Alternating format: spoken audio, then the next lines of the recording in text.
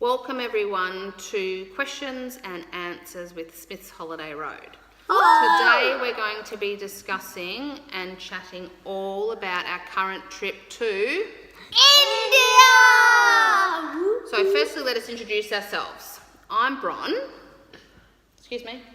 I'm Woody.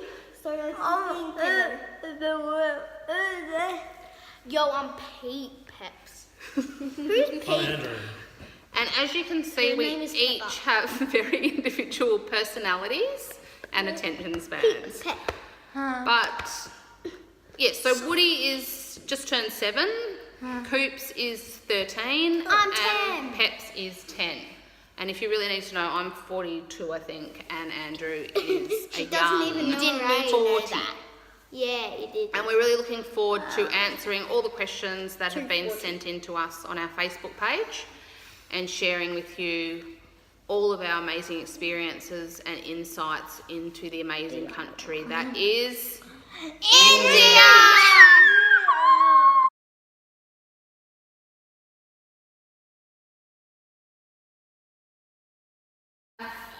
A question up from the Manx family, who have an Instagram called World Adventures with Family, and they've actually just arrived in Agra today.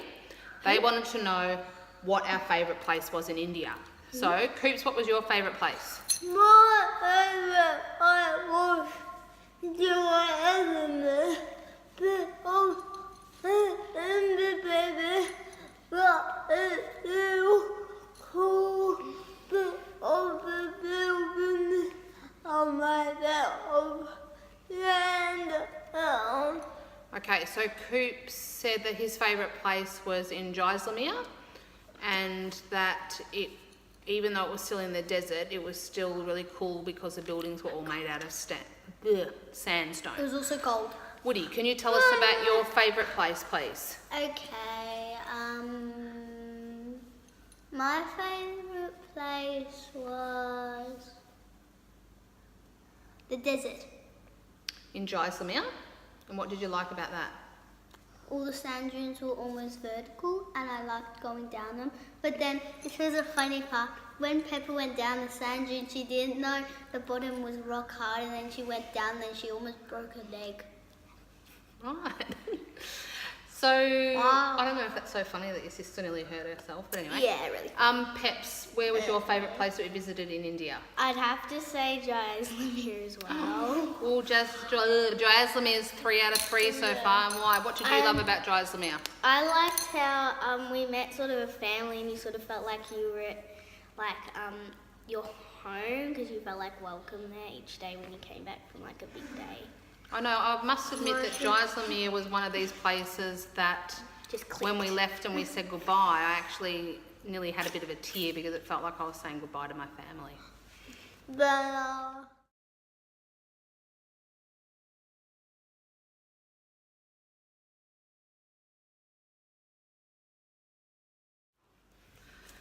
Okay, this is a question that comes up a lot, and that we were pretty much prepared that we were all going to get the dreaded Delhi Belly. Hang on, I didn't get it. Guess what? We didn't! None of us got it. I thought you did. And I can't really, we don't really know why none of us got it. I think we were just really lucky. Because we were in Delhi. But one of the things we did every day, what do we wash our hands with? So, Well, and hand sanitizer yeah. before every meal. And I Because- also, no drinking tap water. no drinking tap water, but my Make us top tip is to have a lasty every day because of the probiotics in the yogurt, fermented yogurt. Yep. So, yeah, we were really, really lucky that none of us got sick. We also, a question came across from Leah at Kids Bucket List. She asked about vaccinations and medicine bags and toiletry bags. We choose not to get any vaccinations when we travel. The kids are all up to date on their vaccinations here in Australia. In our travel bag, we take just the general sort of painkillers, you know, like Panadol and ibuprofen. We took some Gastrolite. There was actually a couple of times we had to head to I'll answer your question in a minute, Woody. there was one time in Jodhpur we had to head to a chemist to get, what do we have to get? Earache for Woody. Oh, I think Woody had a bit of an earache, so we needed to get some ear drops. I couldn't go in the pool. It was on my birthday. We found a little chemist, and just over the counter he had access to any antibiotics, so if you know what you needed, it was easy to come by and super affordable. We also do travel with our own antibiotics just in case, but we didn't need to use any of those this trip.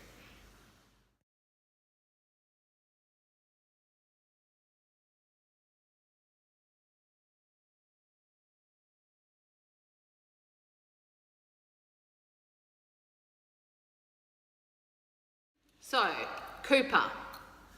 Cooper loves a luxury holiday, and I'm sure, you know, most of us do, but we all like to balance it out. So some luxury nights, some Airbnb, some sort of homestay, some sleeping out in the desert. We really mixed it up on this holiday to suit everyone's likes. So Cooper, what was your favourite favourite accommodation this holiday?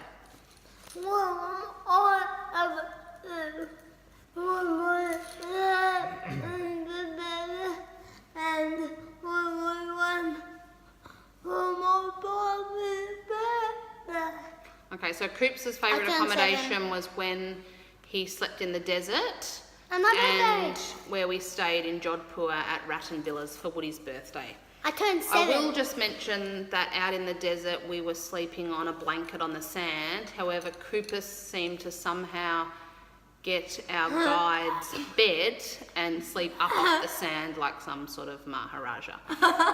Now, Woody, where did you like, what was your favourite accommodation? Coral Court in Agra. I have to agree. Taraniwas. And why did you like Coral Court?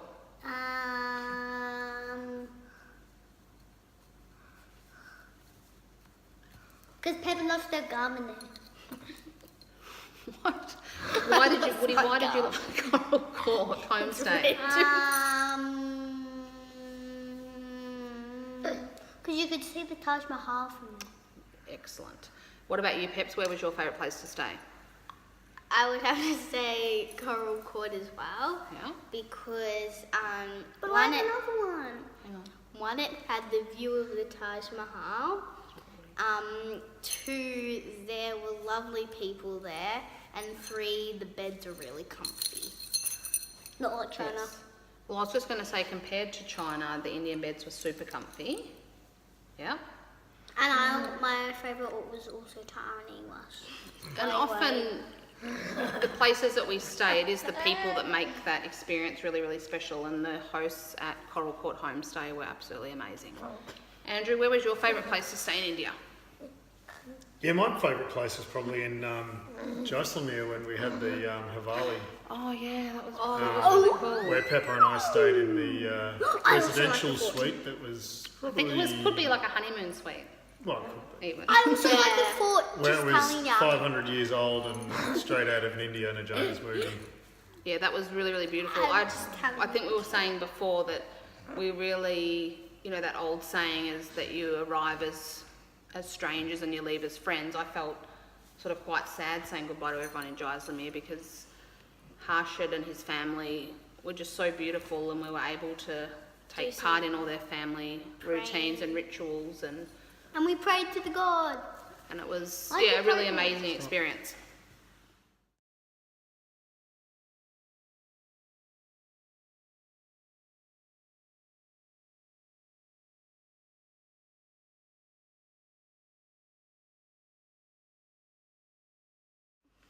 Okay, our next question comes from Lisa, who has a really amazing Instagram account called Us in the Big Wide World, and her family just travelled around Europe last year in a camper van, and we loved watching her adventures, and she's actually inspired us to have this segment on our Facebook page now.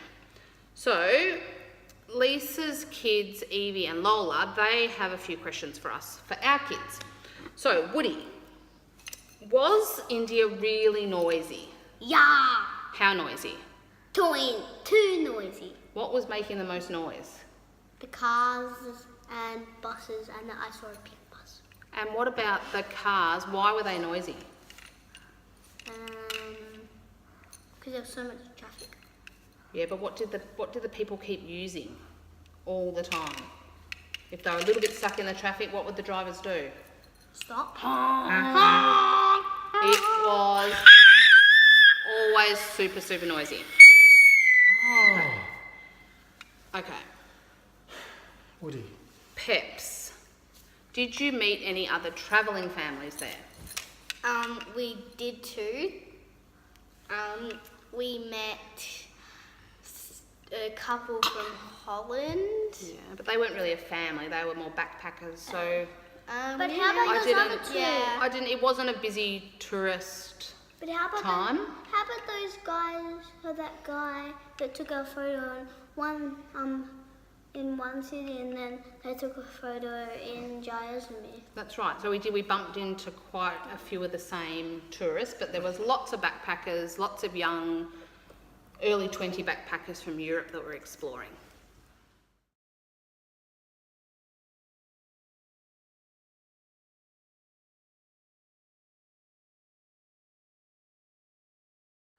So, a question from Shay from Little Travellers. Hi Shay. Wants to know what sort of research that we did prior to our trip. So Peps, can you think of any research that we did to get ready for India, to learn about India? Probably we looked up the Taj Mahal, like facts and what it means, and what's inside and what it looks like. So like the history of it? Yeah. Yep. Woody, what about, did we watch anything on YouTube of any other travellers that had been there? Yes. What did we do? Why don't you sit up, mate, so people can see, hear your voice a bit better. What YouTube channels did we watch about some really cool travellers? Paddy, Tys and Lena. Paddy, Tys and Lena, our favourite budget travellers from the YouTube channel, The Budgeteers. We just love them, and they showed us how to travel India on a budget, and we got some really cool ideas from them, like going to the desert and to Jodhpur. Thanks, guys. We also, some other YouTubers that we follow along with for India was Cara and Nate, and they gave some amazing tips on I also go on Finland. researching Delhi food walks, which was another one of our favourite experiences. And I also go on Finland. We also read Lonely Planet, of course, and another family travel blog called the Travelin' Family, who were based in India for 6 months. We've been following along their journey, and they gave some amazing advice on booking accommodation to be a little bit of respite from the busy Indian streets. So thanks again, guys.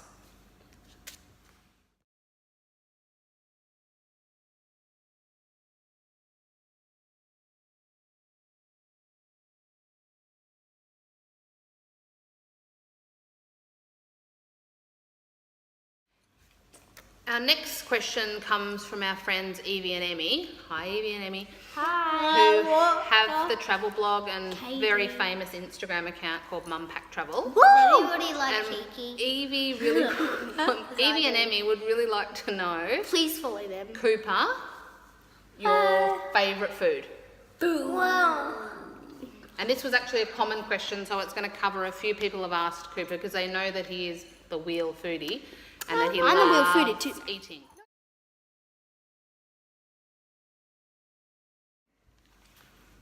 We've got another question from Kylie regarding transport and how we got around India. So, Andrew, do you want to speak a little bit about the trains and how we sort of managed to, travel on those, and what sort of class describe the carriage and how we sort of slept? Well, Brian booked ourselves I think it was a 2AC, where it was a 4-berth cabin with a curtain dividing the rooms, and then opposite that there was a 2-berth cabin.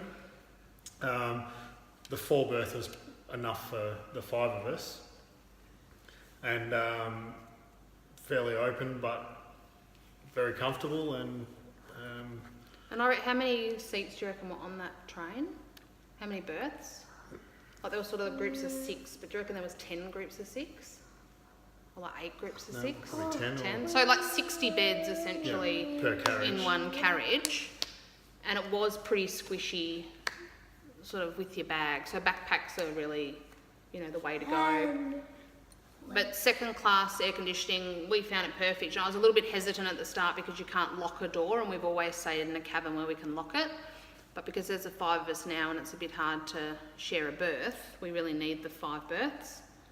I did share a berth with Coops, but the berth was about as skinny as Coops, and I think I slept half the night kind of on a bag, and I don't know really. Didn't sleep. I mean, I just lay there waiting for the sun to come up. I had to sleep on Mum. Andrew, what about your favourite thing on the train as far as the snacks and the food? Oh, there's a variety of snacks on the train. You get your little chai wallers that Yum. walk up and down. Walk up and down the cabin, That's selling you 10-cent cups of chai. And it was so delicious, wasn't it? Each sort of major station, a new chai waller would come on, and it'd be a completely different taste to the previous one you had. So you just have to try all of them. Yeah. My only hesitation with drinking so much chai was that I knew that I was going to have to use the bathroom, and I was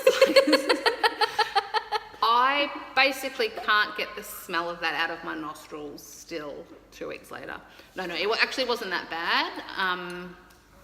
The kids did awesome with going. They went to the bathroom no problem. I was the only one that was very, very close to vomiting with the smell because I'm a bit of a wuss and I've got a pretty weak stomach.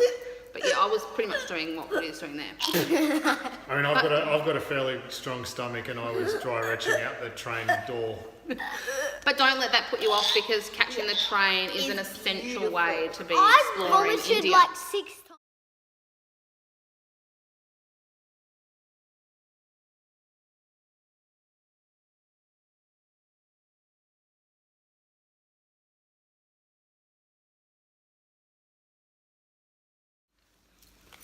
Okay, so we were just talking about the trains and how essential they are to explore India and how amazing they are.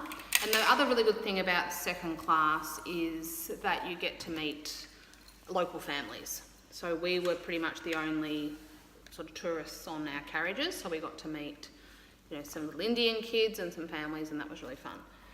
The way that we went about booking those tickets is we signed up for an account on the Indian Railways website, and you just plug in your details. You leave, I think it might cost $1 or something to sign up, and then you can just go ahead and book all your trains. And then they just send you an email, you get a QR code, and it's as easy as just showing your mobile phone to the train conductor, and he's got his big list of, all the information, all the passengers, and I was amazed at the technology and how it was just so smooth and that it worked, beautifully and super, super easy. There was one stage where we had to book a train like for the next day, and I was really worried that we weren't going to get a seat, but that was easy because we were travelling in September and it was pretty low tourist time.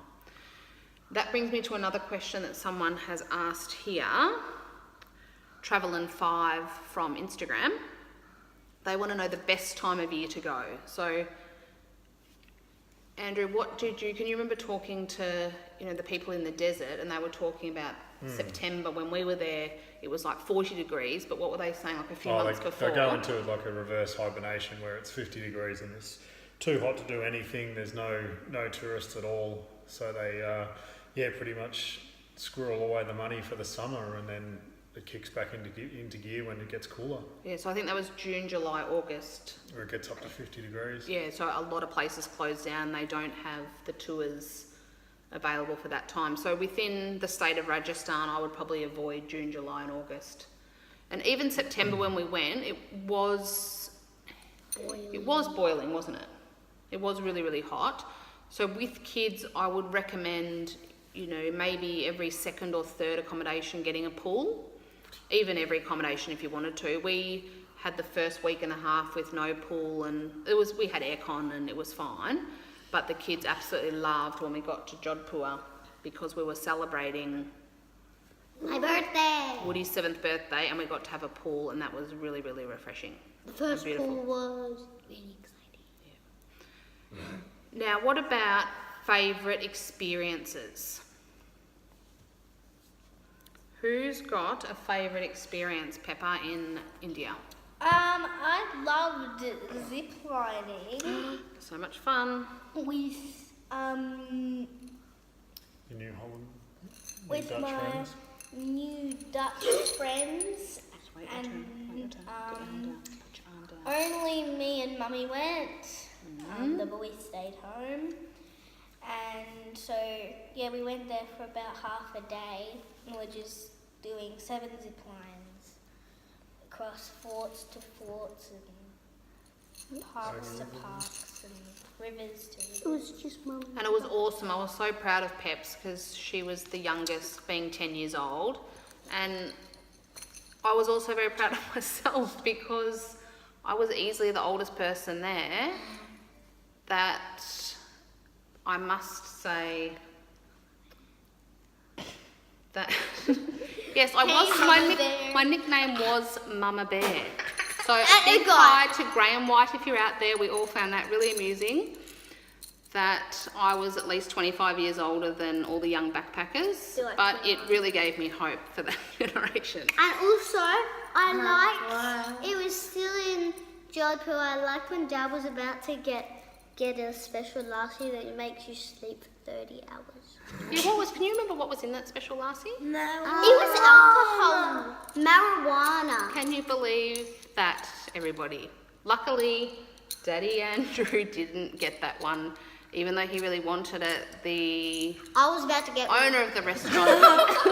The owner of the restaurant. it wasn't. My mum and Dad don't let him drink. It's not a drink, it's a drug. Or do they? Anyway.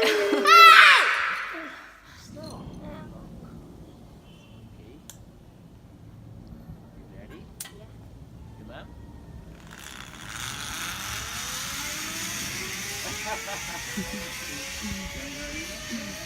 I'll take the picture.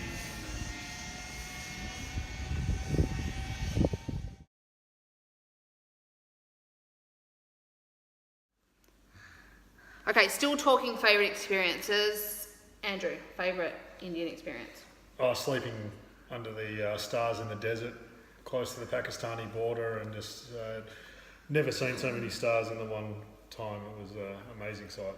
And what about when we woke up in the morning and we looked on the sand next to us? What did you see? There's tracks of at least 10 different animals that had circled where we were sleeping. So it was a tad scary if you think about it. But And what about when you had to go off in the middle of the night to do a bush wee? What happened? Say what the noise was. What noise did you hear? Like 1,000. there was something in a bush that was going. Great impression. So I got out of it. Mum, can I do reading Yes. exams to this? But we saw wild deer. What else did we see? No snakes. Some people worry about seeing snakes, but we didn't see one. So don't worry about it. But yeah, we booked our desert safari through our guest house, Suraj Havali, and the amazing guide's name was Babu, and he had lived in the desert his whole life, and he had 2 beautiful little kids and his wife, and he was an amazing host. And believe it or not, he did no cooking at his house because that is the woman's job. However, he cooked us the most beautiful meal from scratch right there on the earth oven essentially. So it was a really, really beautiful experience. So we really highly recommend that.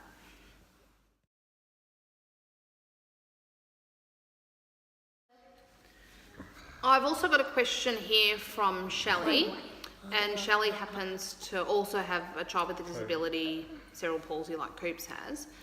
And she's just wondering how you sort of take the leap from visiting somewhere local to heading to India.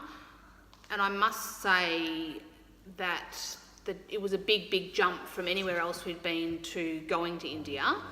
And it's basically like nowhere else that we've ever been before. It was overwhelming, it was chaotic, it was hot, it was full on.